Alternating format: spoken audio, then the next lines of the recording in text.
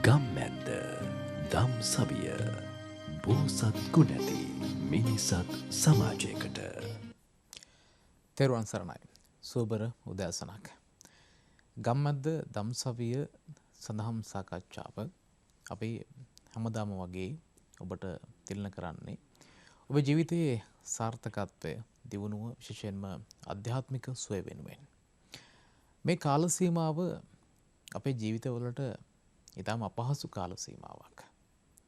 ඒ කියන්නේ රටේ පවතින ආර්ථික සමාජ අර්බුද හමුවේ අපි හැමෝම උත්සාහ කරන්නේ කෙසේ හෝ මේ පවතින අර්බුද වලින් ගොඩ එන්න නැත්නම් මේවට කොහොමද අපි උත්තර හොයන්නේ කියන ඒ මානසිකත්වය මුල් කරගෙන ඒ සිතිවිලි වලින් තමයි අපි කටයුතු කරන්නේ. මේ ගමනේදී මේ දුෂ්කරතාවත් එක්ක යන සහ ඒ තුල අපි ජීවත් වෙද්දී ඇතැම් විට අපට මේ ආධ්‍යාත්මීය ගමන් මඟ පිළිබඳව හිතන්නට සහ ඒ වෙනුවෙන් පසුබිම හදා ගන්නට අපහසු වෙන්නට පුළුවන්. කෙසේ නමුත් මේ මොහොතේ මේ අර්බුදකාරී වාතාවරණයේ හමු වේ ආර්ය ශ්‍රාවකයෙක් විදිහට අපේ වගකීම මොකක්ද? අපි කළ යුත්තේ කුමක්ද කියන මාතෘකාව යටතේ අද දවසේ සාකච්ඡා කරන්න බලාපොරොත්තු වෙනවා කාලීන මාතෘකාවක් විදිහට අද ගම්මැද දම්සවියෙන්. අපි ඊටා ගෞරවයෙන් යුතුව පාද නමස්කාරයෙන් යුතුව ගම්මැද්ද දම්සවිය සඳහම් සාකච්ඡාවට අද පිළිගනු ලබනවා. වැඩම වදාළ පූජ්‍ය පාගොඩ ජන්තවංශ අපේ ගෞරවනීය ස්වාමීන් වහන්සේ වහන්සේ අපේ හාමුදුරනේ පිට කලනොත් අපත් සමග අනුරාධපුරයේ අපි පැවති සඳහම් සාකච්ඡාවට සම්බන්ධ වුණා. ඉන්පසුව ප්‍රථම වතාවට තමයි දවසේ මැදිරියේ අපව හමුවන්නේ. අපේ හාමුදුරනේ සාකච්ඡාව ආරම්භයේදීම මම හිතුවා දැන් අපි අර්බුදකාරී වාතාවරණයක ඉන්නේ. මේ අපි නිතරම කියනවා බෞද්ධ රටක වඩාත් භික්ෂුන් වහන්සේලාට මූලිකත්වය ලබා දෙන උන්වහන්සේලාගේ අවදාන් උපදෙස් ලබා ගනිමින් පාලන කටයුතු සිද්ධ වෙන සහ පාලන තන්ත්‍රයක් තිබෙන රටක් විදිහට තමයි ලෝකයේ ශ්‍රී ලංකාව පිළිගන්නේ අපි හඳුන්වන්නේ. හැබැයි අද ඒ தත්ත්වය ගොඩක් දුරට ඈතට ගිහිල්ලා වෙනස් වෙලා තිබෙනවා. දැන් මේ අපි මුහුණ දෙමින් තිබෙන අර්බුදය මේ ඊයේ පෙරේදා නැත්තම් මේ සතියකට දෙකකට කලින් ආව අර්බුදයක් නෙවෙයි අපි හඳුන්වන්නේ. මේ අර්බුදේ පටන් ගන්න ගොඩක් කල්. අර්බුදේ පටන් ගත්තේ කොයි කාලෙද? කොයි කාල සීමාවෙද? අද දක්වා මේ විදිහට මේ උත්තරයක් නැති තැනකට මේ සමාජය ගිහිල්ලා තිබෙන්නේ හේතු වෙලා තිබෙන්නේ ඇයි? මම හිතනවා මෙතනින් මේ සාකච්ඡාවට අපි ප්‍රවේශය ලබා ගත්තොත් හොඳයි. ඔව් බුද්ධික මහත්මයා ප්‍රමුඛ සියලු ලක්වාසී ලෝකවාසී හැම දිනාටම අපි තෙරුවන් සරණ ප්‍රාර්ථනා කරනවා. විශේෂයෙන්ම මේ ඇති වෙලා තියෙන අර්බුදකාරී තත්ත්වය තුල ඖෂධ නොමැති කමින් තමන්ගේ ඥාතීන් වියෝ වෙලා ආහාර පාන ආදී විවිධ ප්‍රශ්න මත තමන්ගේ ඥාතීන් වියෝ වෙලා දුකට සංවේගයකටපත් වෙලා ඉන්න හැම දිනාටම අපි පළමුවම මෙත්සිත ප්‍රාර්ථනා කරනවා. ඔබ හැම දිනාගේම ආධ්‍යාත්මය දුකින් මිදී නිවි සැනසේවා කියලා මුලින්ම ප්‍රාර්ථනා කරනවා. මෙහිදී අපි අද අපේ මාතෘකාව වශයෙන්ම තෝරා ගනු ලැබුවේ අපි කොතනටද මේ කාරණාවේදී ප්‍රමුඛතාවයේ දිය යුත්තේ මේ ප්‍රශ්නේ විසඳ ගන්න නම් අපි එන්න ඕනේ තැන මොකක්ද? ඇති වෙලා තියෙන කාරණේ අපි මාතෘකාවේදීත් කතා කරන්නේ මේ අර්බුදයක් පිළිබඳව. මේ අර්බුදයේ හමුවේ ආර්ය ශ්‍රාවකයාගේ වගකීම මොකක්ද කියන එක. එතකොට මේකෙදි අර්බුදය කියන එක ගත්තොත් මේ අර්බුද කියන ඒවා අදී ඇති වෙච්ච ඒවා නෙමෙයි. අර්බුද කියන ඒවා ඉතිහාසෙත් ඇති වෙලා තියෙනවා. විශාල වශයෙන් මිනිස්සු ඝාතනයට ලක් වෙලා තියෙනවා. මිය ගිහිල්ලා තියෙනවා. එවැනි සිද්ධීන් ලෝක සබහා දහම තුල සුලභයි. ඒක දුර්ලභ සිදුවීමක් නෙමෙයි. නමුත් ඒ වගේ අවස්ථාවල් වලදී ඒක සමතුලනය කරගන්න මිනිසුන් විවිධ උත්සාහයන් දරලා තියෙනවා. ඒ උත්සාහයන් ඇතැම් මේවා සාර්ථක වෙලා තිනවා, ඇතැම් මේවා අසාර්ථක වෙලා තියෙනවා. ඇතැම් මේවා සබහා දහම තුල ඇති වුණු අර්බුද හෝ නිර්මාණ, ඇතැම් අර්බුදයන් මිනිසුන් විසින් කරන ලද නිර්මාණ. අපිට තා පැහැදිලිවම කියන්න පුළුවන් සාමාන්‍යයෙන් ගත්තාම ලෝකයේ ජීවත් වෙන මිනිසා හැර තව සත්ව වර්ග දෙකක් ඉන්නවා. එයින් එක් වර්ගයක් තමයි තිරිසන් ආදී අපට ඇහැට පෙනෙනට ඉන්න අනික් සත්ව විශේෂය. දෙවැන්න තමයි දිව්‍ය බ්‍රහ්මාදී අපේ ඇහැට නොපෙනෙන සත්ව විශේෂය. මේන් ඊ타මත්ම මේ මිහිතලය පිළිබඳ කතා කිරීමේදී අපේ අවධානයට ලක් වෙන පිරිස තමයි මිනිසා. අපි මිනිසා කියන්නේ බොහොම උසස් මනසක් ඇති කියලා අපි විසින්ම හඳුන්වනවානේ. වෙන කවුරුත් අපිට කියන්නේ අපි කියනවා අපි උසස් කියලා. ඉතින් කෙසේ හෝ වේවා බුද්ධික මහත්මයා ලොකු ප්‍රශ්නයක් තියෙනවා. මේ මනසින් උසස්යයි කියන මිනිස්සු තරම් මේ මිහි පිටට මේ මහී කාන්තාවට මහ පොළවට පසට ජලයට වාතයට අගතියක් කළ හානියක් කළ කිසිම සත්වයක් ලෝකේ නැහැ. කිසිම සත්වයක් ලෝකේ නැහැ මිනිසා තරම් මහ පොළොවට හානි කළ. ඒ නිසා මේ වර්තමානයේ පවතින අර්බුදය මිනිසා විසින් නිර්මාණය කරගන්නා ලද්දක්. විශේෂයෙන්ම අපමාතෘ භූමිය තුල පවතින අර්බුදයක් අප විසින් නිර්මාණය කරගන්නා ලද්දක්. නැත්නම් ඇතැම් විට අපි මේ පාලනය සඳහා තෝරාපත් කරගන්නා අය විසින් නිර්මාණය කරන ලද්දක් කියන එක ප්‍රකටකයි. හැබැයි අපි අර්බුදය කියලා කතා කර ඉඳලා හරියන්නේ නැහැ. මේකට අපි විසඳුමක් ගැනත් කතා කරන්නට ඕනේ. එතකොට මම මේ මාතෘකාවේදී මූලික ප්‍රවේශයක් ලබා ගන්නවා. මම හිතන්නේ බුද්ධික මහත්මයා කියපු ප්‍රශ්නෙට මම දෙවනුව එනවා. මූලිකව අර්බුදයන්ට විසඳුම් සෙවීම කොතනින්ද ආරම්භ වුනේ? අර්බුදයන්ට විසඳුම් දුන්නේ කවුද? කවුද ඒ සඳහා ඉන්න උචිතම දාර්ශනිකයා? මේ සඳහා උචිතම දාර්ශනිකයා තමයි හොඳම විසඳුම් දීපු ආචාර්යවරයා තමයි සම්මා සම්බුදුරජාණන් වහන්සේ. මිනිසා විසින් නිර්මාණය කළ සියලු අර්බුද සම්බන්ධ වෙලා තිනවා කරුණු 10ක් මත. කරුණු 10ක් සමග. මේවට අපි කියනවා දස සංයෝජන කියලා. සක්කාය දිට්ඨිය, විචිකිච්ඡාව, සීලබ්බත පරාමාස, කාමරාග, පටිග, ඒ වගේම රූපරාග, අරූපරාග, මාන, උද්ධච්ච, අවිජ්ජා. මේ කියන ආකාරයෙන් සංයෝජන 10ක් සමග මානවයා විසින් නිර්මාණය කරන අර්බුද බැඳලා තියෙනවා. නැත්නම් මානවයා විසින් නිර්මාණය කරන අර්බුද වලට පාදක වෙලා තියෙන මේ සංයෝජන 10යි. ඒ නිසා මේ අර්බුද වලට විසඳුම් හොයපු හොඳම ශාස්ත්‍රූවරයා තමයි, හොඳම ගුරුවරයා තමයි සම්මා සම්බුදුන් වහන්සේ. ඒ වගේම අපි ගොඩක් දෙනා කතා කරන්නේ දැන් ලෝකේ පවතින අර්බුදයක් ගැන නෙමෙයි. මේ මොහොතේ අපි කතා කරනවා මේ රටේ තියෙන අර්බුදයක් ගැන. මම මෙතනදී මතු කරන පුංචි ප්‍රශ්නයක්. මොකද්ද මේ ප්‍රශ්නය? මෙවැනි අර්බුදයකට හොඳ විසඳුමක් හොයපු කෙනෙක් පිළිබඳව අපි මේ ඊපෙරද ඇතිවෙච්ච විශේෂ දවසකත් කතා වෙනවා. අවුරුදු 8ක් 10ක් වගේ පුංචි ළමයෙක් මේ වගේ අර්බුදයකට වැදගත් උත්තරයක් හොයුවා මීට අවුරුදු 2300කට විතර එහා පැත්තේ. අපි හුඟක් දෙනාට මේක කිව්ව ගමන් එකපාරට මතකයට එන එකක් නැහැ. මම ඒක ප්‍රකාශ කරන්නම්. ඒ තමයි නිග්‍රෝධ සාමණේරයන් වහන්සේ. අපි කතා කරනවානේ ලංකාවට බුදුදහම ලැබුණේ කවුරු නිසාද? එකවරම අපි උත්තර දෙනවා අපට බුදුදහම ලැබුණේ මිහිඳු මහරහතන් වහන්සේ නිසා කියලා. ඒක එක්තරා විදිහක සත්‍යයක්. නමුත් ඊට එහා ගිය පූර්ණ සත්‍යය තියෙන්නේ බුදුදහම අපට ලැබෙන්නේ නිග්‍රෝධ සාමණේරයන් වහන්සේ නිසා. චණ්ඩාශෝක කියන බලලෝභයෙන් උමතු වෙලා හිටපු මහා ජන සංහාරයක් කරපු අශෝක නම් වූ ඒ නරේන්ද්‍රයා ධර්මාශෝක බවට පත් කිරීමේ ඒ සිස්ටම් චේන්ජ් එක මේකනේ දැන් වර්තමාන සමාජයේ කතා කරන මාතෘකාව. ඒ සිස්ටම් චේන්ජ් එක කරපු කෙනා තමයි දැන් අපේ රටටත් වුණ කරලා තියෙන එහෙම දෙයක් කියලා තමයි අපි හැමෝම කතා වෙන්නේ. මේක හොඳට අවධානයට ගන්න. ඒ චණ්ඩාශෝක කියන පුද්ගලයා ධර්මාශෝක කියන தത്വයට පත් කිරීමම මහා ප්‍රාතිහාර්යයක්. කවුද මේක කළේ? නිග්‍රෝධ සාමණේරයන් වහන්සේ කියන ඒ අවුරුදු 8ක 10ක පුංචි දරුවා. කොහොමද කළේ? ඒ අවස්ථාව වෙනකොට ධර්මාශෝක රජුරෝ මාලිගාවේ මතුමහල් තලයේ ඉඳලා රාජාංගනයේ දිහා රජ මිතුල දිහා බලනවා. මේ බලනකොට මිනිස්සු නම් බැලු අතක පේන්නේ නැහැ. ඔක්කොම පැනලා දුවනවා. ඒ හැම තැනම මල කඳක්. කපලා කොටලා මරපුවා. ඒ ගෙවල් ගිනි තියනවා. ඒ වගේ දරුණු තත්ත්වයක් පේන්න තිබුණේ. එක්තරා පුංචි හාමුදුරු නමක් බොහොම සංසුන් ගමනෙන් වඩිනවා. මේ සංසුන් ගමනෙන් වඩිමින් බිම බලාගෙන පිණ්ඩපාතේ යනවා. රජුරු මහා පුදුම කම්පණයකටපත් වෙනවා. වැඩිහිටියෝ මගේ සේනාව තුල ඉන්න අය පවා රාජරාජ මහාමාත්‍යාදීන් පවා කම්පණයටපත් වෙලා ඉන්නේ මේ වෙලාවේ. කිසි කෙනෙක් මේ රජමිදුලදී හැරිලවත් බලන්නේ නැහැ. ඒ තරම් මහා භයානක තැනක් මේක. මේ සාමණේරයන් වහන්සේ පුංචි කමට කිසිම කලබලයක් නැතුව අර මලමිණී දැක දැකත් වඩිනවා බොහොම සංවර ගමනින්. මොන හරි දෙයක් අතුලාන්තයේ තියෙන්නට ඕනේ. රාජපුරුෂයෙක් පිටත් කළා යවනවා එන්න කියන්න. අර උන්වහන්සේට. උන්වහන්සේ බොහොම සංවර ගමනින් වඩිනවා.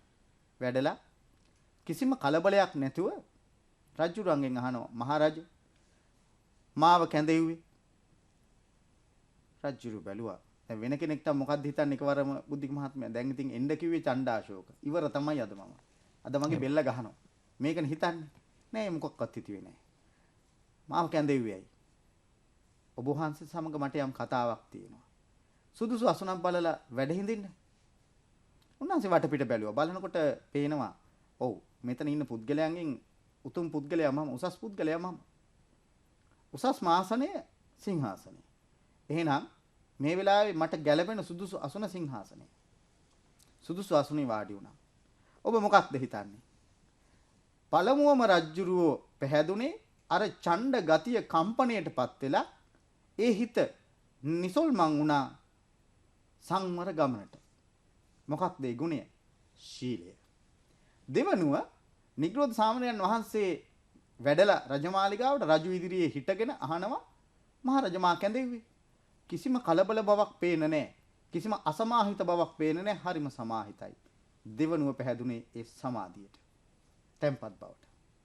තුන්වනුව කිව්වා සුදුසු අසුනක් බලලා වාඩි වෙන්න. ප්‍රඥාවෙන් තේරුම් ගත්ත මේක තමයි මට සුදුසු අසුන කියලා. ඒ ආසනෙන් වාඩි වුණා. මොකටද තුන්වෙනිව පැහැදුනේ? ප්‍රඥාවට. යම් මේකින් රජ්ජුරු සිංහාසනේ ඉන්න මම වෙන තැනකින් වාඩි වෙන්න කිව්වනම් ඒත් වැඩේ සිද්ධ වෙන්නේ. ඒ නිසා ඇත්ත වශයෙන්ම එදා ඡණ්ඩාශෝක ධර්මාශෝක කරපු සිස්ටම් චේන්ජ් එක කළේ ශීල සමාධි ප්‍රඥා කියන ඒ ගුණ තුනෙන්. නිග්‍රෝධ සාමණේරයන් වහන්සේ කළේ ඒ විප්ලවය. මේ රට තුල ඒ ඡණ්ඩාශෝක තරමේ තත්ත්වයක් වර්තමානයේ දකින්න නැහැ. නමුත් ඊට ආසන්නයේ හෝ යම් මට්ටමකට කිට්ටුවට හෝ යම් ඡණ්ඩ දේවල් සිදු වුණා සහ සිදුවීමින් පවතිනවා. ඒ වුණාට මා ඊටමත් වගකීමෙන් කියනවා ආර්ය ශ්‍රාවකයන් වෙන අපිට තමයි මේ ප්‍රශ්නේ විසඳන්න පුළුවන්.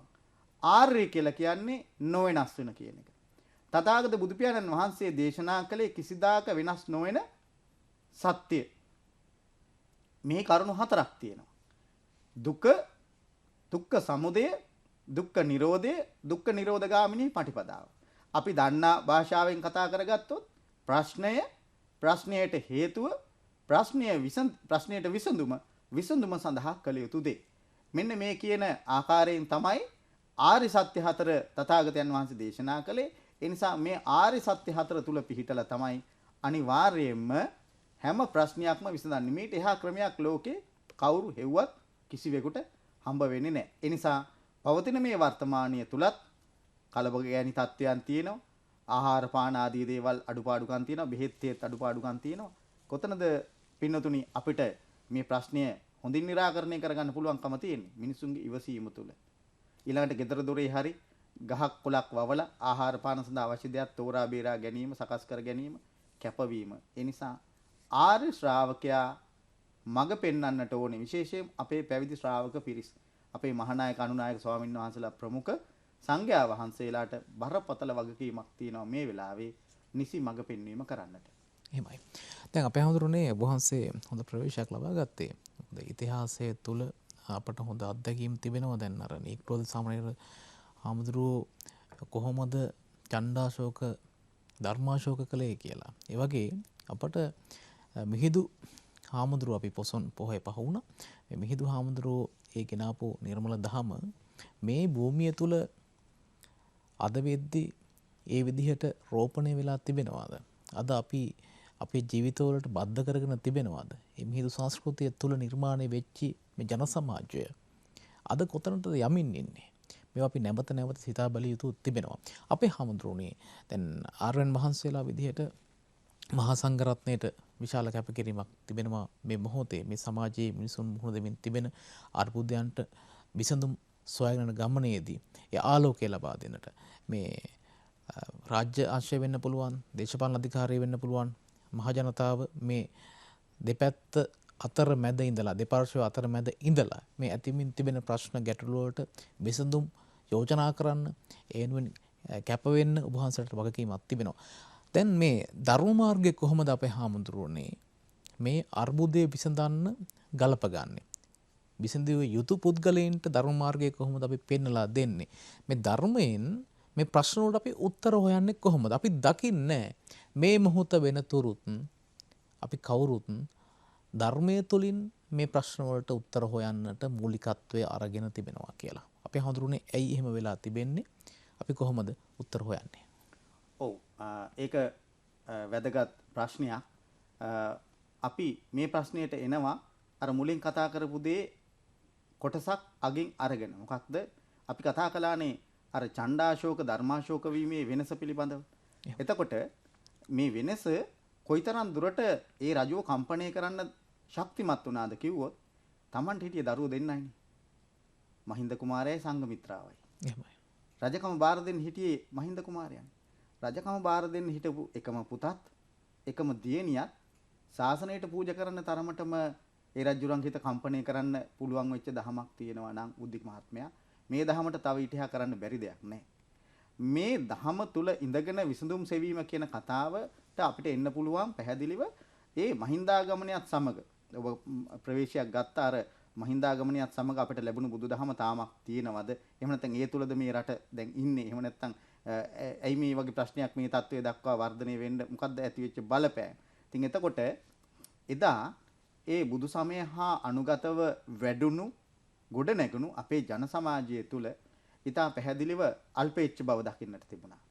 ඒ අය මහෙච්ච ජීවිත ගත කළේ නැහැ. ඒ වගේම සරල බව දකින්නට තිබුණා. විශේෂයෙන් ඉතාමත් පැහැදිලිව කිව යුතු වෙනවා රටක ආර්ථිකය පවතින්නේ ඒ ආර්ථික ක්‍රමවේදය සකස් විය යුත්තේ නිෂ්පාදන සහ පරිභෝජන කියන මාතෘකා දෙකත් එක්ක. නිෂ්පාදනය සහ පරිභෝජනය කියන මාතෘකා දෙකත් එක්ක තමයි රටක ආර්ථිකයක් සහ මේ ජන ජීවිතයට අදාළ සියල්ල නිර්මාණය වෙන්නේ ගොඩ නැගෙන්නේ. අද අපි ගමන් කරන්නේ අද අපි ගත කරන්නේ අධි පරිභෝජනවාදී ජීවිතයක. අධි පරිභෝජනවාදී ක්‍රමයක් තුළ මෛත්‍රිය කරුණාව නොමැතිව අපි තව දශක ගණනාවක් ඉස්සරහට ඉන්න මිනිසුන්ට පාවිච්චි කරන්න තියෙන බල ශක්තිය ටිකත් ඉවර කරනවා. වැය කරනවා. පරිසරය විනාශ කරනවා. ඒ වගේ විනාශ කරලා තව දශක ගණනාවක් යනකම් උපදින්න ඉන්න අයටත් අපි ජීවත් වෙන්න නැති කරනවා. නමුත් අපේ පුරාණ මුතුන් මිත්තෝ විශේෂයෙන් මහින්දාගමණයෙන් පසුව රජුට බුදුදහම කියා දීලා රජු බුදුදහම වැළඳගෙන ඊට අනුරූපීව මේ රටේ ජනතාව ගොඩනගපු නිසා ඒ ජනතාව අල්පේච්ඡ ජීවිකාවකට හුරු වුණා.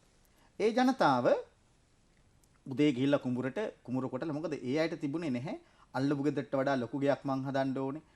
ඊළඟට අනිත් එක්කෙනාට වඩා ලොකු වාහනයක් මම ගන්න ඕනේ. අනිත් එක්කෙනාට වඩා ඉහළින් මම ඉන්න ඕනේ කියලා එහෙම දෙයක් තිබුණේ නැහැ. ඇත්තටම ඒ අය පරිභෝජනය කළේ අවශ්‍යතාවයට පමණයි. අද අපි අවශ්‍යතාවයේ ඉක්මවා ගිහිල්ලා අපේ ආශාවන් හීනමාන තත්ත්වයන් සපුරා ගන්න කටයුතු කරන තත්ත්වයක් පේන්න තියෙනවා. අපි ගත්තොත් එහෙම සාමාන්‍යයෙන් අපේ රටේ මිනිස්සු හිතාගෙන ඉන්නවා මේ රටේ ලොකු රෝහල් ගොඩක් තියෙනවා නම් මේ රට හරි දියුණුයි කියලා.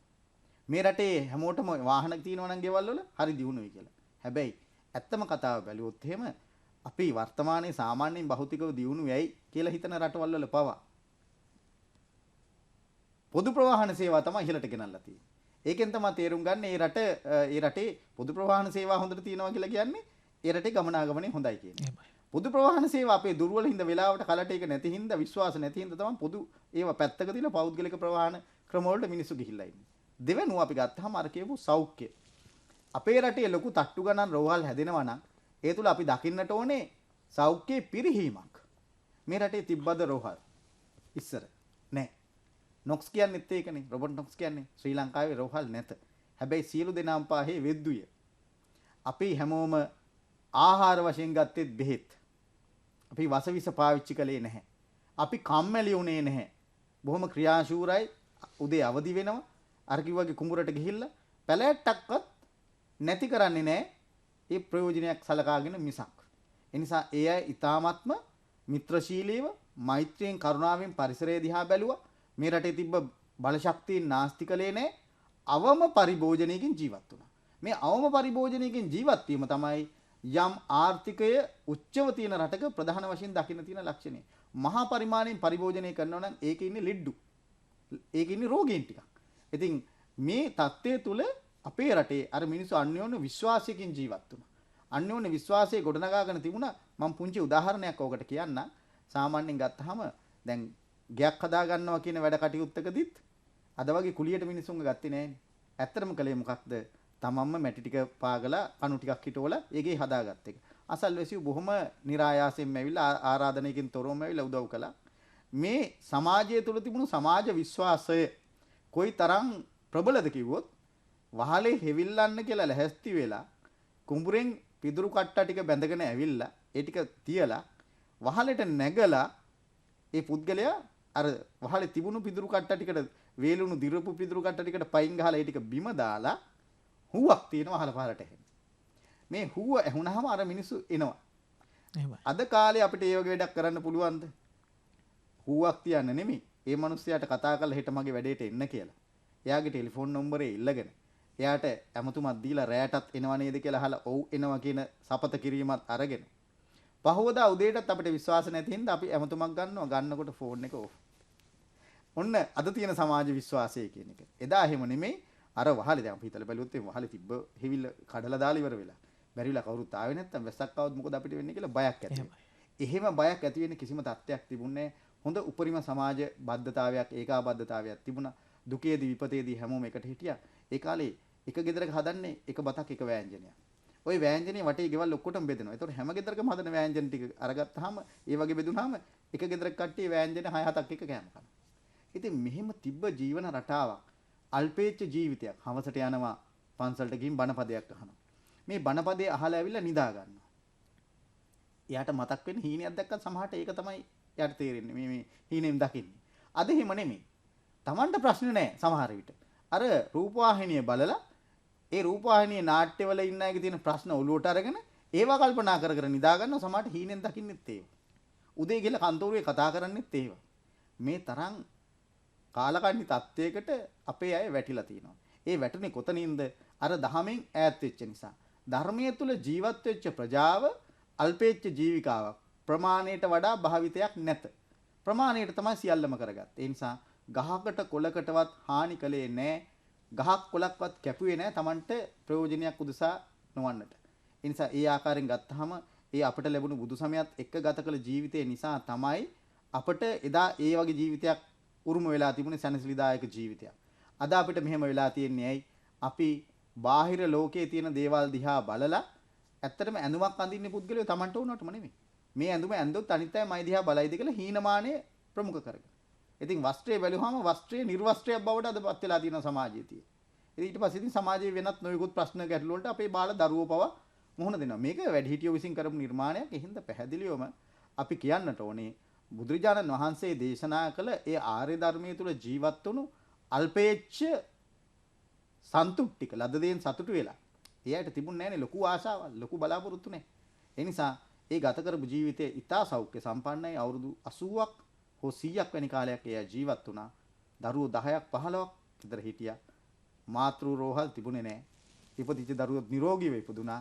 කිසිම අම්මා තාත්තා කෙනෙක් බඩට ආපු දරුවෙක් මැරුවේ නැහැ. ඇයි අපිට කන්න දෙන්න තියෙන මොනතරම් මානුෂීය හොඳ ලස්සන සමාජයක්ද ඒක. ඒ නිසා ඒ බුදුදහමෙන් ලැබුණු පන්නරය ආර්ය ධර්මයේ තුලින් තමයි ඒ සමාජය ඒ තරම් ස්ථාවර වුණේ. යම් තැනක අපි ආර්ය ධර්මයෙන් ගිලිහුණාද, අපි ඒක අතහැරලා බටහිර අනුකරණවාදයට යන්න පටන් ගත්තද, අන්න එතනින් තමයි අපි වැටුනේ. වෙන එකක් තියා අපේ පැවිදි පාර්ශවයන් පවා ඒ தත්ත්වයට වැටුණා. ඒ වැටිලා අද වෙනකොට අපේ බෞද්ධ කියන්නේ බුදුරජාණන් වහන්සේගේ දේශනාවලට වඩා ලෞකික ශිල්ප ශාස්ත්‍ර හදාරන තත්යකට අපේ භික්ෂුන් වහන්සේලා ගිහින් තියෙනවා. එදා සෝවාන් සකෘදාගාමි අනාගාමි අරිහත් කියන මේ සතරමඟ සතර ඵලයන් තමයි පැවිදි ජීවිතය තුළ ලැබපු උපාධි. අද MA BA PhD අරගෙන අනිත් පැත්තෙන් ගිහලා රජයේ සේවකයෝ බවට පත් වෙලා නිකාය මේ විනය පිටකයට වඩා ආයතන සංග්‍රහයට යටත් පිරිසක් බවට භික්ෂුන් පත් වෙලා තියෙනවා. ඉතින් මේකේ මොකද්ද සිද්ධ වුනේ? ආධ්‍යාත්මික පෞරුෂත්වය භික්ෂුන් වහන්සේලා කෙරෙන් නැති වෙලා ගියා. රජවරුන්ට අනුශාසනා කරන්න පුළුවන් තත්ත්වයක් නැතුව ගියා. රජවරු දැක්කම සමහරට නොදැනීම පුටුවෙන් නැගිටින තත්ත්වයකටපත් වුණා. මෙහෙම වෙලා අද රජවරුත් භික්ෂුන් වහන්සේලාගේ අනුශාසනා ඊතරම් නොතකන තත්ත්වයට ගියා. ඒ නිසා ඇත්තටම අපි මේකදී ආර්ය ධර්මයේ ආර්ය ශ්‍රාවකත්වයේ ප්‍රමුඛත්වයට ගත යුතුයි. අපිට වැරදුනේ ඇයි? බුදුරජාණන් වහන්සේ තරම් ලෝකේ ආර්ථික විද්‍යාව දන්න කෙනෙක් නැහැ. සමාජ විද්‍යාව දන්න කෙනෙක් නැහැ. දේශපාලන විද්‍යාව දන්න කෙනෙක් නැහැ. ඒ තරම් මහා දාර්ශනිකයෙක් නැත්නම් ඒ තරම් මහා ශාස්ත්‍රූවරයෙක්ගේ ශිෂ්‍යෝ වෙච්ච අපි ඇයි රටේ තියෙන මේ ලෞකික විශ්වවිද්‍යාලවලට ගිහිල්ලා ඔය සිග්මන්ඩ් ෆ්‍රොයිඩ්ලගේ කාල් මාක්ස්ලගේ අරයාගේ මෙයාගේ දේවල් ඉගෙන ගත්තේ. ඒ නිසා නේද අපේ භික්ෂු සංස්ථාව ආධ්‍යාත්මික පෞරුෂත්වයෙන් පිරිහුනේ. ඒ පිරිහිච්ච නිසා නේද මගපලලාභීන් අඩු වෙලා දන් දෙන දායකයටත් යම් මට්ටමකට හරි ආනිසංස අඩු තත්ත්වයක් සිද්ධ වුණේ. එහෙනම් මේකදී මම බොහොම ගෞරවයෙන් අපේ භික්ෂුන් වහන්සේලාගෙන ඉල්ලා හිටිනවා මේ අපේ ඉස්තර තියුණු ආධ්‍යාත්මික පෞරුෂත්වයට අපි යමු. මේ රජවරුන් අපිට නමන්න පුළුවන් එතනට ගියා. ඒ නිසා අපි මේ බුදුදහමේ ආධ්‍යාත්මික හරයන්ට එකතු නොවුනොත් ඒ තාක්කල් මේ බඳු අර්බුදයන් තව දුරටත් දිගින් දිගටම පවතී. අර්බුදයට විසඳුම් කොහෙද තියෙන්නේ? අපි ධර්මය තුල ජීවත් වෙද්දී ඕනෑම ප්‍රශ්නයකට ගැටලුවකට අපට උත්තර තියෙනවා. අපි උත්තර සොයාගෙන යන්නේ නැතිව තවමත් මම්මුලා වෙලා ඉන්නේ. හරි පාර අපට පේනවා. නමුත් අපි හරි පාර නෙවෙයි ඉන්නේ. අපි කොහොමද මේ හරි පාර යන්නේ? අපි කොහොමද ධර්මය ආලෝකයක් කරගන්නේ? කතා කරමු මේ කෙටි විරාමයෙන් අනතුරුව.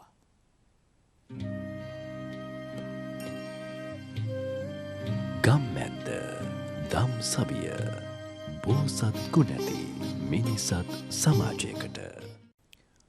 ඔබ නැවතත් ගම්මැද්ද දම් සවිය සමග අද අපි සාකච්ඡාව සිදු කරන්නේ පූජ්‍ය පාගොඩ ජන්තවංශ අපේ ගෞරවනීය ස්වාමීන් වහන්සේ සමග.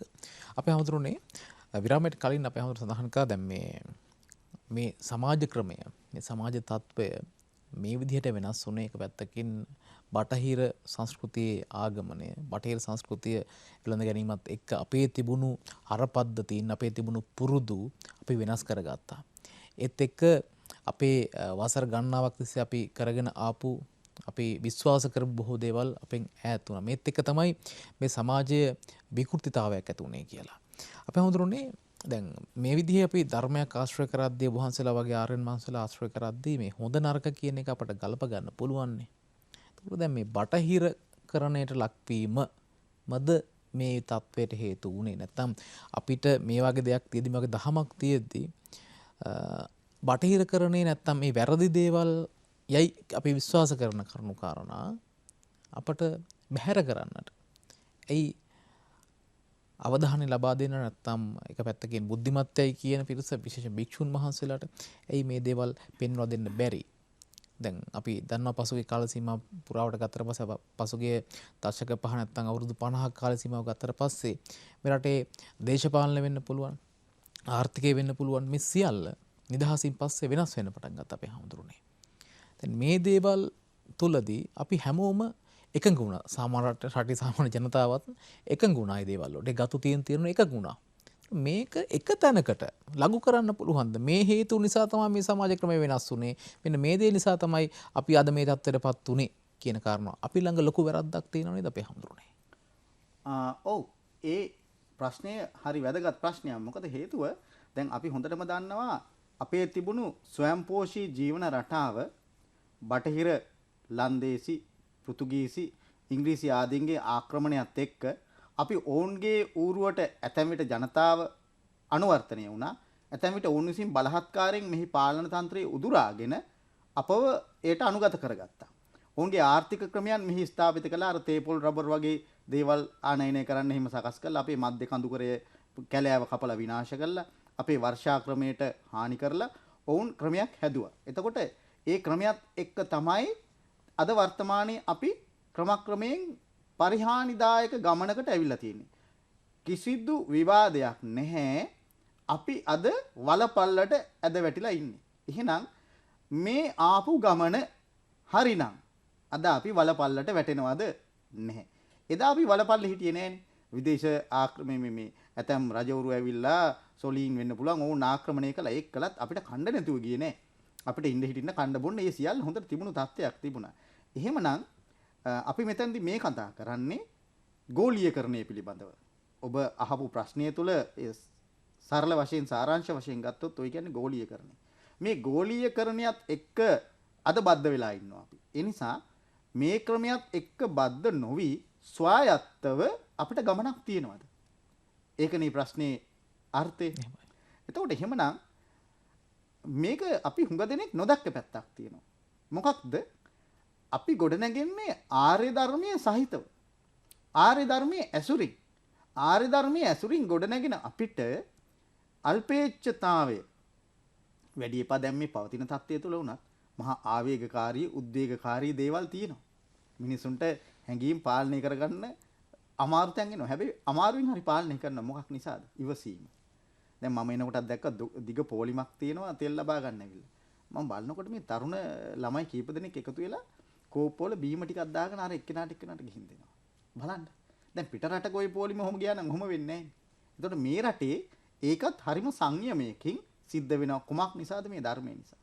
එතකොට ඒ රටවල් වල ඔය විවිධ තාක්ෂණික මෙවලන් නිර්මාණය කරමින් අධිපරිභෝජනවාදී ජීවිතයකට වුන් ගිහින් තියෙන්නේ මේ අපට තිබුණු බුදුදහමේ ආభాෂය. ආර්ය ධර්මයේ ආభాෂය වුන්ට නොතිබුණු නිසා. ඔවුන්ට මේ ආර්ය ධර්මයේ ආభాෂය තිබුණා නම් ඔවුන් නොතන්ට යන්නේ නැහැ කියටවත්. අද ඔවුන් මේක ගවේෂණය කරනවා. මේ එක්තරා විදිහකට ආපු මේක පිළිබඳව මම ඉල්ලා හිටින ගවේෂණයක් කරන එක්තරා විදිහකට ආපු මට මේ සම්බන්ධව ඇමරිකාවේ ජීවත් වෙන අපේ එක මහත්මයෙක් පැහැදිලි කිරීමක් කළා. ඒගොල්ලන්ගේ මේ තාක්ෂණික ප්‍රගමනයේ සහිත ප්‍රස්තාරය ආපුහම මේක එක්තරා කාලයක් මෙහෙම නැගගෙන උඩට ආවා. දැන් මේක එක්තරා විදිහට හරහට ගමන් කරනවා. මොකද ඒ අය යම් මට්ටමකට ඇවිල්ලා දැන් හිතනවා අපි මේ ආපු මට්ටම ඇති දැන්. තව තවත් අලුත් ඒවා හොයා යන්න අවශ්‍ය නැහැ.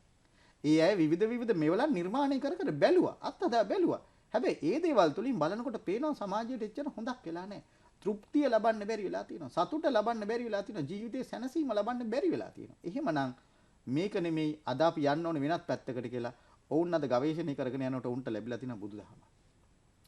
අපි අල්පේච්ඡ ජීවිතය කියප එකට ඔවුන් මිනිමයිසේෂන් කියලා නමක් දාගෙන ගෙදරට අවශ්‍ය කරන අත්‍යවශ්‍ය දේවල් ටික විතරක් තියන් ජීවත් වෙන රටාවකට දැන් හැඩ ගැහිමින් එනවා. ඒ නිසා ගෝලීයකරණයට අපි අනුවර්තනය වෙන්න ගිහිල්ලා ඒගොල්ලෝ වැටිච්ච වලේ අපි වැටෙන්න ඕනේ නැහැ.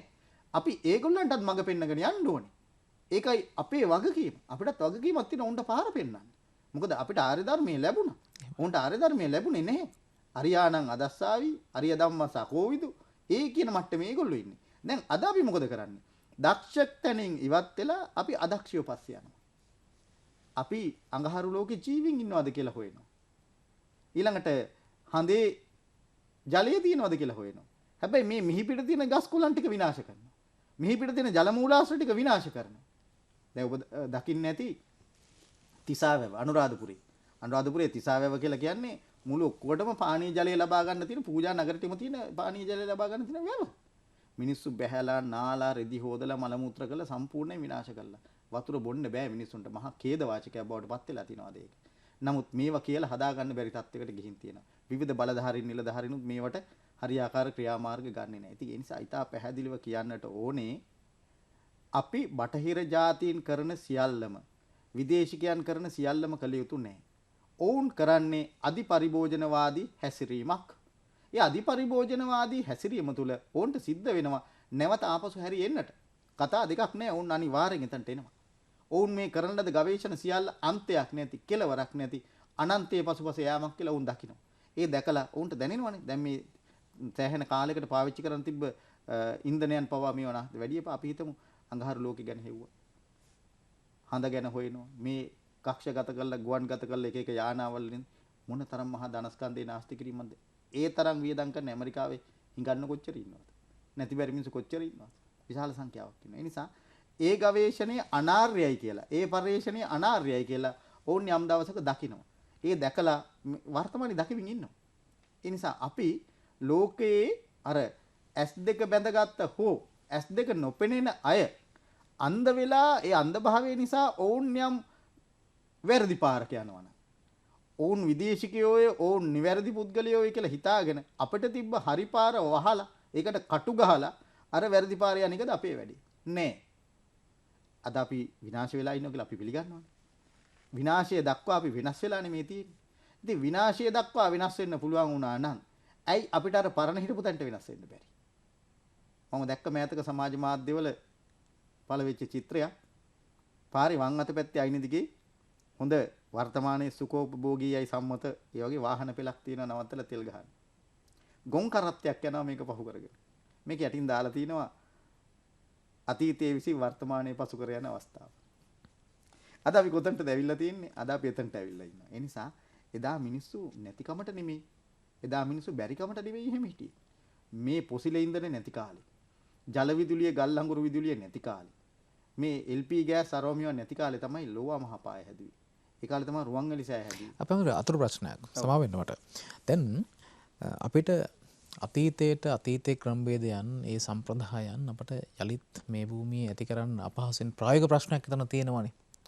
මේ තාක්ෂණය දිනු වෙලා සමාජ ක්‍රමයේ දිනු වෙලා අධ්‍යාපනය ආර්ථිකය sannivedana මේ සියල්ල ශේෂ්ත්‍රයන් දිනු වෙලා අපි වෙනම තැනක ඉන්නේ. වෙනම ජෙනරේෂන් එකක් මේ ඉන්නේ. එතකොට අපි හොඳට ප්‍රශ්නේ තියෙන්නේ අතීතයේ තිබුණු සම්ප්‍රදායන් අතීතයේ තිබුණු සමහර දේවල් අද අපි පැත්තක දාලා වෙන දේවල් භාවිත කිරීම කියන කාරණාවද එහෙමත් නැත්නම් අපි ළඟ තියෙන සම්පත් අපි හරි විදිහට පාවිච්චි නොකිරීම දූෂණය වංචාව හොරකම මේ විදිහේ සමාජය පිළි නොගත්ත අධාර්මික දේවල් මේ සමාජය තුළ වඩාත් අපි විශ්වාස කරන අපේ නායකයන් වෙන්න පුළුවන් අපි පත් කරලා එවන දේශපාලඥයන් වෙන්න පුළුවන් මේ සමාජයේ පිළිගත් මිනිස්සු වෙන්න පුළුවන් සමාජ මෙහෙවන්නන් වෙන්න පුළුවන් මේ අය මේ සමාජයේ පැත්තකින් තියලා යා යුතු ගමන වෙන පැත්තකින් තියලා තම තමන්ගේ දේවල් කර ගැනීම තුළ මේ සමාජය අපගමනයකට යැවීමද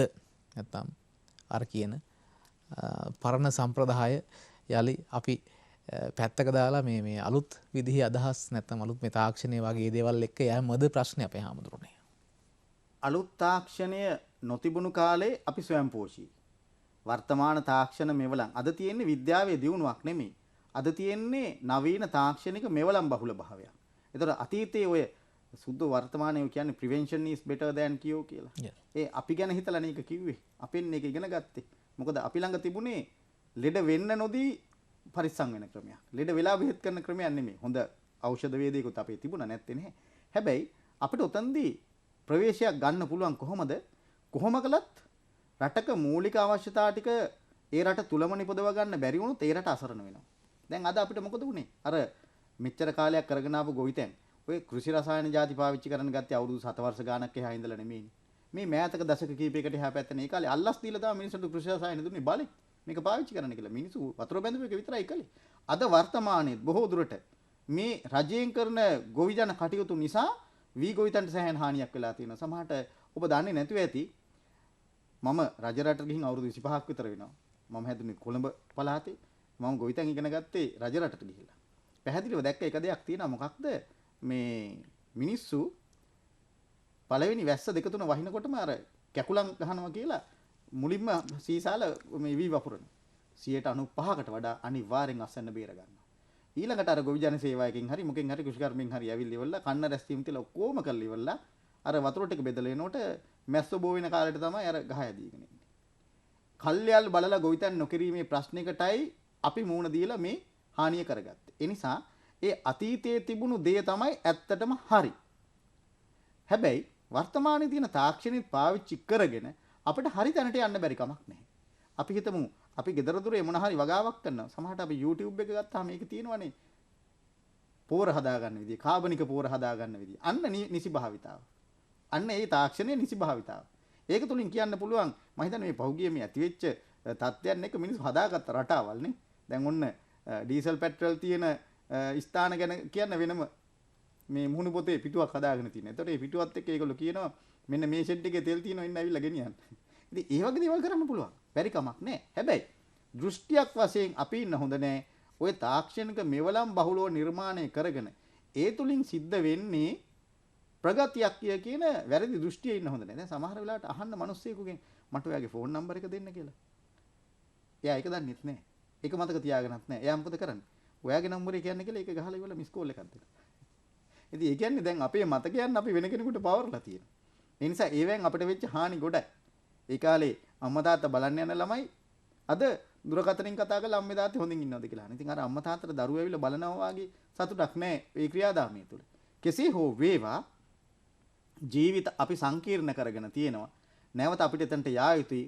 හොඳට බලාගෙන ඉන්න බටහිර සමාජයේ එහෙම නැත්නම් අනිකුත් ඔය දියුණුවයි සම්මත රටවල් විසින් අපේ පෙර තිබුණු ක්‍රමයට ඇවිල්ලා අපි ඊට පස්සේ ඉම්පෝට් කරනවා අපේ ක්‍රමේ නැවත ලංකාවට. එහෙමයි. අපි හඳුන්නේ අර්බුදයක් නිර්මාණය වෙද්දී ඒ අර්බුදයට අපි වහාම උත්තර හොයන්න ඕනනේ.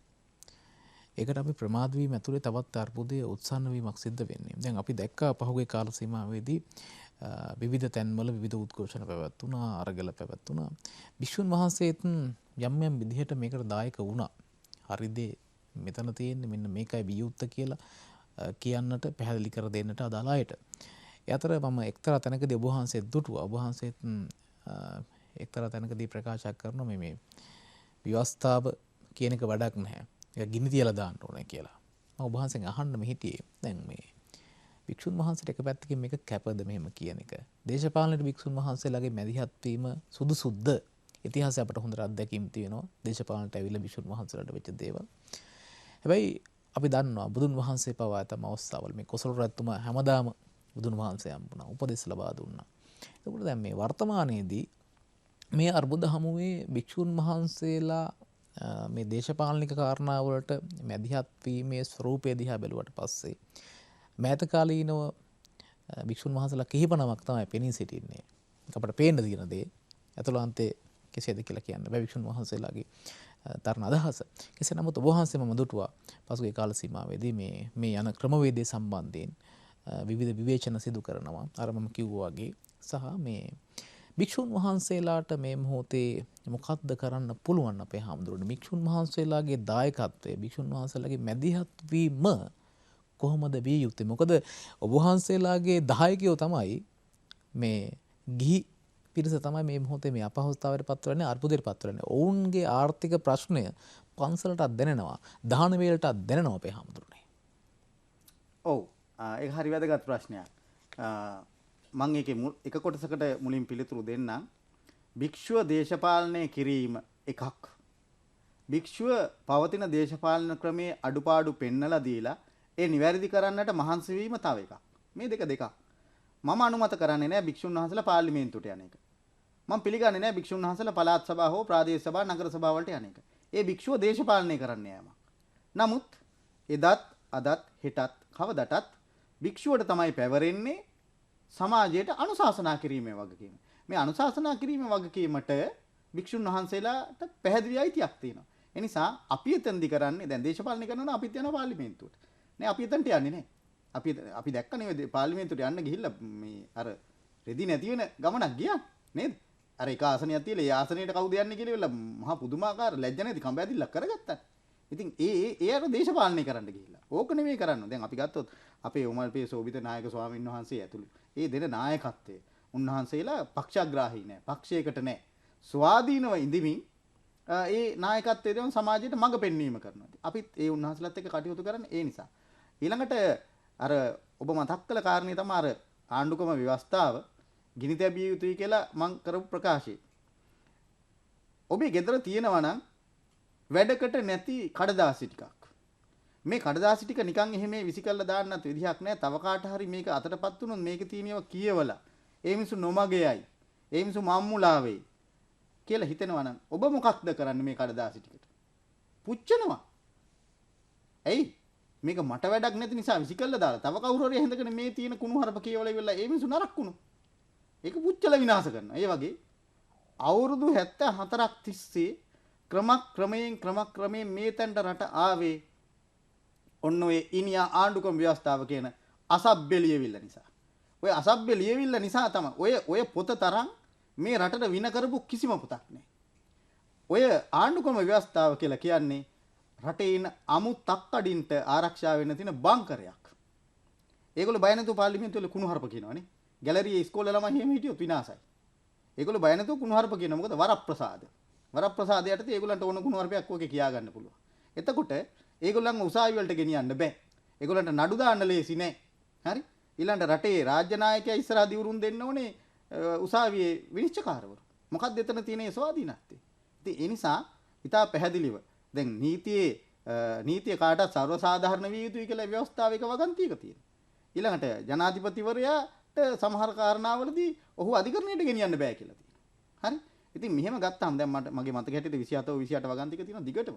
රාජ්‍ය නිලධාරීන්ගේ රජයේ වගකීම තමයි ජනතාවට ආහාර දෙන්න ඕනේ, ඇඳුම් පැළඳුම් දෙන්න ඕනේ, ඖෂධ දෙන්න ඕනේ. මහා විශාල වගන්ති ගාණක් දැන් කියන්නේ. අපේ හැමෝටම බුදුදහමට මූලිකත්වය දෙන්න ඕන කියලාම සඳහනක් තියෙනවා. ඉතින් එහෙම තියෙද්දි ව්‍යවස්ථාව තුළ බොහොම අපූර්වට සඳහන් කරලා තියෙනවා ඒ කාරණාව. බුදුදහමට ප්‍රමුඛත්වය දීලා තමයි මේ කටයුතු සිද්ධ වෙන්න ඕන කියලා. ඉතින් ඒක ගිනිතැවීම සුසුද? ඔව් දැන් ඒක එහෙම තිබුණට ක්‍රියාවෙන් අපිට ඒක පේන්නේ නැහනේ. බුදුදහම කියන දෙයට ප්‍රමුඛතාවයක් දෙනවා නම් ඇයි අර ගිහිල්ලා රට රාජ්‍යවල ඒගොල්ලෝ ගිහිල්ලා මිත්‍යා දෘෂ්ටික මේ නැත්තම් මේ ඡන්දයක් ගන්න ගිහිල්ලා ඉවරලා තිරුපති කෝවිලේ දෙයියන්ට කතා කරන්නේ. තිරුපති කෝවිලේ නෑනේ කිසිම දෙවි කෙනෙක් ලංකාවේ ඡන්ද හිමි නාමලයකනේ ලියාපදිංචි වෙච්ච කෙනෙක්. කොහොමද දෙයියෝ ඡන්දයක් දෙන්නේ? ඡන්ද දෙන්න බැන්න කොහොමද දිනවන්නේ පුද්ගලයා? සාමාන්‍ය මිනිහෙකුටත් බෑ තව කෙනෙක්ගේ ඡන්දයට බලපෑමක් කරන්න. හැබැයි දෙයියන්ට පුළුවන් බලපෑම් කරලා ඡන්ද දිනන්න. එහෙමද මේ කියන්නේ? විහිළුනේ මේවා.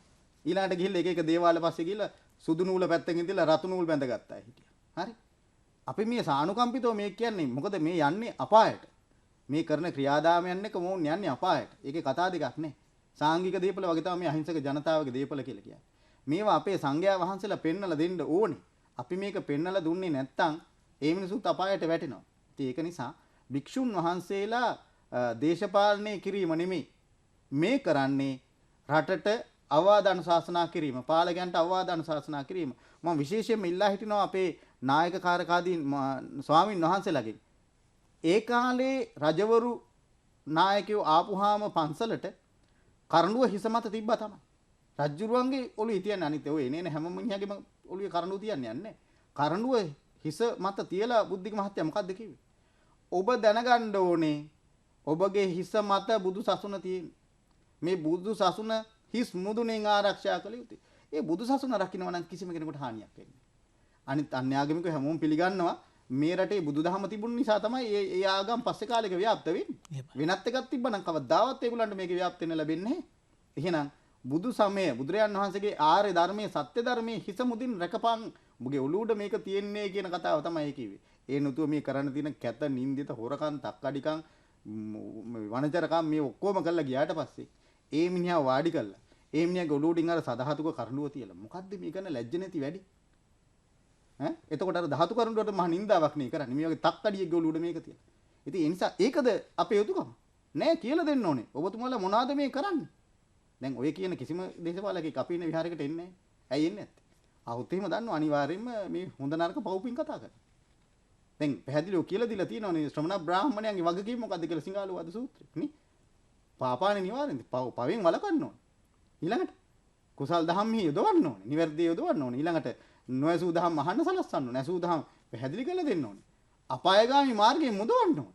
ඔබතුමා තමයි නියම, සර් තමයි නියම. ඔයා තමයි හරියටම කළේ කියලා මිනිහවත් මුරුන් ගත්තේ තියලා. නූලකුත් බැඳලා. ඈ අර නග්ගන්න අනිත් මිනිස්සුන්ට යන්න බැරි තැන් වලටත් ඒගොල්ලෝ නග්ගලා වන්දවලා. මොකද්ද මේ කරන්නේ? චන්දා දෝසා බයා මෝහා. හතර අගතිය. ඊළඟට පාප මිත්‍රතාවය. නේද? ඇයි? මෙයාව යාළු කරලා තියාගත්තොත් විහාරයට මොන හරි ගන්න පුළුවන්. අඤ්‍ය දත්තු හරි මොන හරි ගන්න බලාගෙන තමයි ආශ්‍රය කරලා තියෙන්නේ. ඊළඟට අනුප්පිය බහණි. ඔබතුමා තමයි නියම. ඔබතුමා තමයි නියමෙටම කළේ කියලා අර හොඳත් හොඳයි කියනවා නරකත් හොඳයි කියනවා.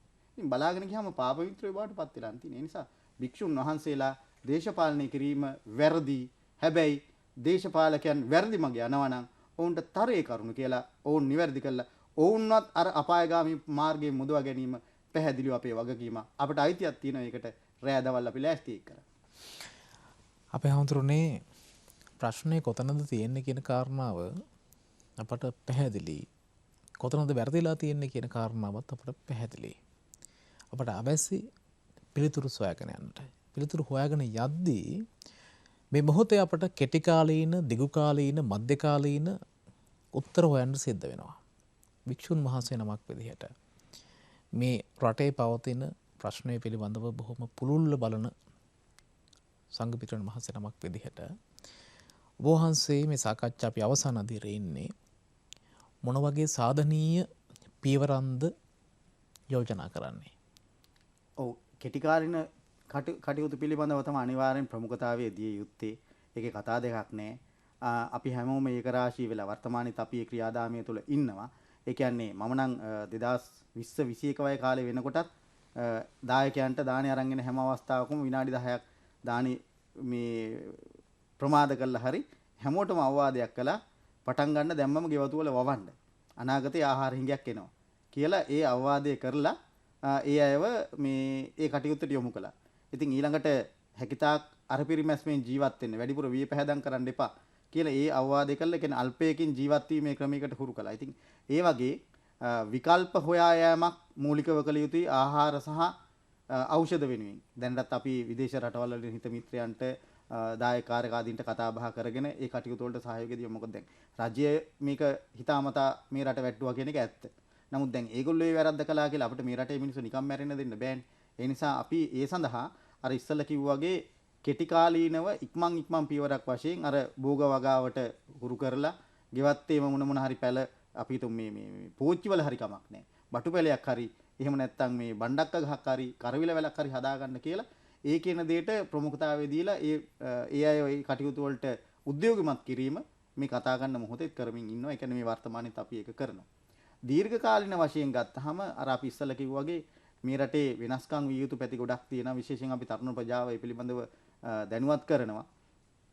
අපි උදාහරණයකට ගත්තොත් එහෙම අර ඉස්සල්ලා කතා කරපු මාතෘකාවේ කොනක් මේකේ තියෙනව නැත්තේ නැහැ. මොකද්ද දැන් මේ අපේ රටේ පමණන්නේ විදේශ රටවලත් මේ කතාව තියෙනවා. නමුත් පොඩි වෙනසකට තියෙන මේ රට ඇතුලේ වැඩි ටිකක් දරුණුයි. මේ රටේ වැඩි එපා බලන්න 1981 අංක 1 දරන පාර්ලිමේන්තු මැතිවරණ පනත මම දන්න තරමින් ඔය පාර්ලිමේන්තු මැතිවරණ සඳහා නීති රීති අඩංගු වෙලා තියෙන්නේ. මේකේ බුද්ධික මහත්මයා අපි මැතිවරණයක් තියලා තෝරගන්නේ කාවද?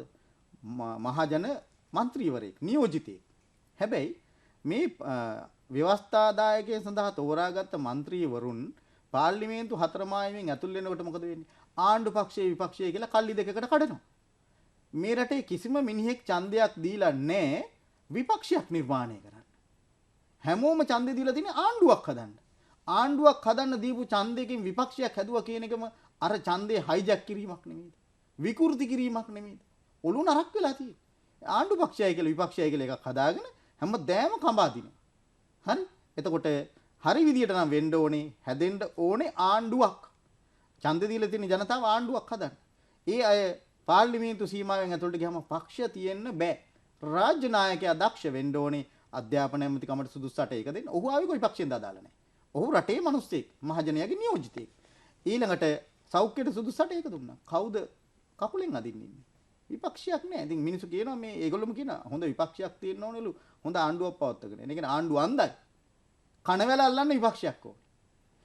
ඔබ කල්පනා කරලා බලන්න ඔය ආණ්ඩු පක්ෂයේ විපක්ෂයේ කියන පුහු සංකල්ප තියෙන කාලකන්ණි තැන් තුනයි රටේ තියෙන්නේ. පාර්ලිමේන්තුව, පළාත් සභාව, පළාත් පාලන ආයතන. අනික කිසිම තැනක ඕක නැහැ. ඔය කියන ආණ්ඩු පක්ෂ විපක්ෂ කතාව තිබ්බනම් ගමේ දායක සභාවත් ඉවරයි. කුලංගන සමිතියත් ඉවරයි. ගමේ මරණදර සමිතියත් ඉවරයි.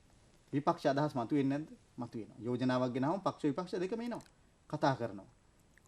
සියලු දෙනාගේ එකඟත්වයෙන් හෝ බහුතර කැමැත්තෙන් සම්මත වෙනවා. ඇයි ඕක අතන කරන්න බැරි? ඒ නිසා දීර්ඝ කාලින වශයෙන් මේ මොනවාද අණ්ඩද දා හදපු මේ ව්‍යවස්ථාව අයින් වෙන්න ඕනේ. ඒක අනිවාර්යෙන් අයින් කරන්න. ඔබගේ වාහනේ ටයර් එක 20 වතාවක් පැච් දැම්මට පස්සේ ඔබ ඒක පාවිච්චි කරන දායි ටියුබ් එක. නෑනේ. මේ 20 වතාවක් විතර මේ අණ්ඩද දා හදපු මේ ව්‍යවස්ථාවත් අරගෙන කොයි ලෝකෙද යන්නේ? එක්ක මේ ව්‍යවස්ථාව අසාර්ථකයි. එක්ක මේක හරියට හදාගන්න මේ මිනිසුන්ට තේරෙන්නේ. ඒ නිසා මේ 20 වතාවක් විතර සංශෝධනය කරමු. මේක කඩලා බිඳලා දාලා මේක විසි කරලා දාලා අලුත් ව්‍යවස්ථාවක් හදාගෙන දීර්ඝ කාලින වැඩපිළිවෙලට අපි යන්න ඕනේ. අර ඉස්සෙල්ලා කිව්වා වගේ රටේ ලෝකේ අනිවිසු කලා කියලා ඒක අපි කරන්න ඕනේ නැහැ. ලෝකෙ මිනිසු කරන ගොන් වැඩ අපි කරන්න ඕනේ. අපි යන් හරි එකක් හදාගෙන. අපි දෙමු ආදර්ශයක් ලෝකෙ. දැන් අද දෙනවනේ. ಜಾති ආගම් කුලමල වෙනසක් නැතුව අපි දැන් මිනිස්සු එකතු වෙලා ඉන්න රටේ. හැබැයි 225 දෙනෙක් ඉන්නවා. මේ 225 දෙනාට විතරයි එකතු වෙන්න බැරි. මුළු රටම එකතු වුණත් අපි එකතු වෙන්නේ නැහැ කියන ස්ථාවරේ ඒගොල්ලෝ ඉන්නවා. මේගොල්ලෝ රටෙන් එලවන්න ඕනේ, දේශත්‍යාග කරන්න ඕනේ. දීර්ඝ කාලීන විසඳුම් වශයෙන් අනිවාර්යෙන් එන්න ඕනේ.